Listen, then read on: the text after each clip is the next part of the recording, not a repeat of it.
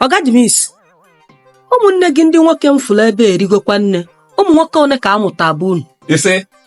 A sị na ụmụ nwoke ụmụnne gị m fụrụ ebe erigo na ụmụ nwoke one ka amụta bụ unu? Ala gbọgbukwa anyị ebe a. Gị nwa ụmụ nwaanyị one ka ọ tụta bụ unu? Nke ụmụ nwoke one ka amụta be anyị. Amụ onwe eze. Amụ onwe nkịta na-ata ata. Ise m ụmụ nwoke one ka amụta be anyị. Gị nwa ụmụ nwaanyị one ka ọ tụta bụ unu? Oga Demizz, enwekwa mgbe a ga-ajụ gị ajụjụ na-ama nju ofu ihe na-enwere isi wee kọgherie ihe m jụrụ gị n'ọkwa simple question, ụmụ nwoke one ka amụta bụ unu?